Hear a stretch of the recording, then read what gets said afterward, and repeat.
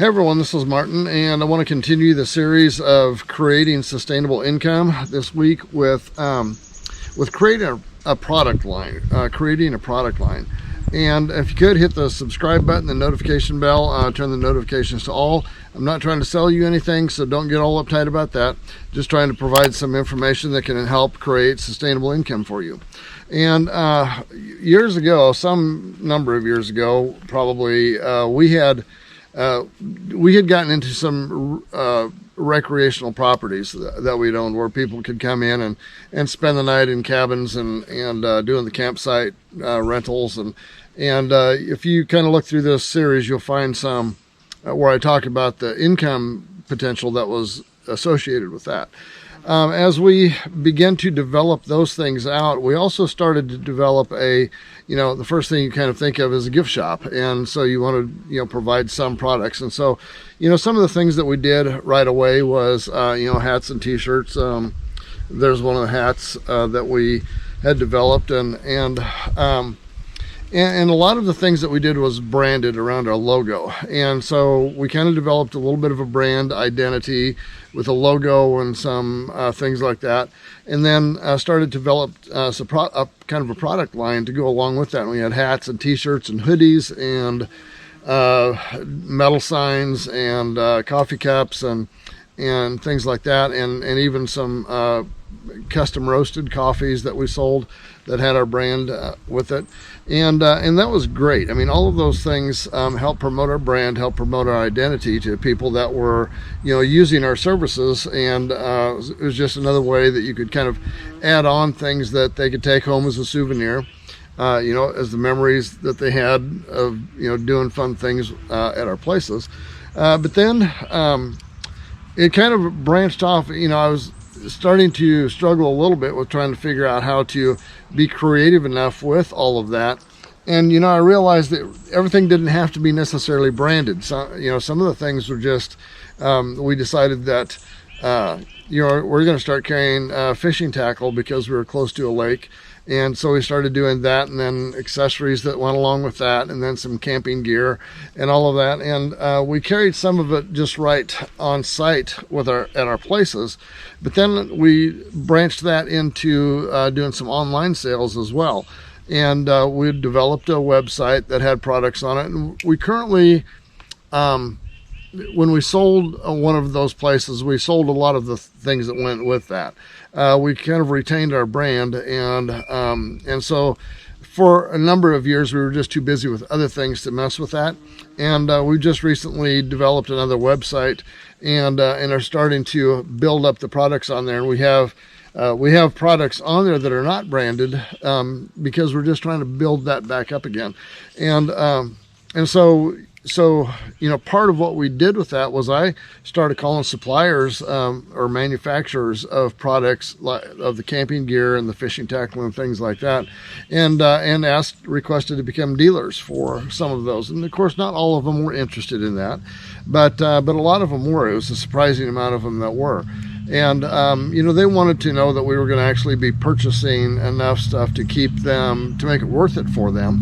But with the fishing tackle, that turned into something that was actually pretty lucrative. And so we were selling a lot of fishing tackle. And I realize this is a little bit more aggressive. Sometimes when you're selling products or retail products online or through your website or, maybe on like YouTube channels or things like that, you kind of think in terms of, hooking up with the manufacturers that do the on-demand type of printing and, t-shirt printing and hats and mugs and things like that, a one-time or one shot at a time thing.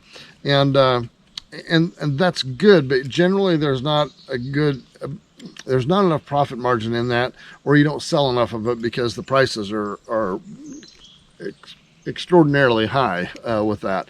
And if you want to start developing a small product line, even if it's just a few things, and then start promoting that a little bit. And of course, you're using that ugly word promotion, but we've never been real aggressive with promotion of it. We've always been aggressive with trying to get good quality products and have enough of them there to be appealing to potential customers. But we've never been real aggressive at trying to push them on people. So that's a thought. And it takes some investment, and with the t-shirts and hoodies and hats and cups and things like that, you have to find a local supplier, or maybe not even a local supplier. You can probably find some online suppliers that where you can have stuff shipped in. You have to kind of develop some design concepts, so that especially on the branded stuff, that's kind of uniquely yours. But one of my favorite ones that we did some fishing. When we were doing the fishing things, was we did some shirts for girls and women that the logo on them said, yeah, I know I fish like a girl, try to keep up. Okay. And those were wildly popular with women and girls that were fishermen or fisherwomen. They kind of wanted to flaunt the fact that they were good fishermen too.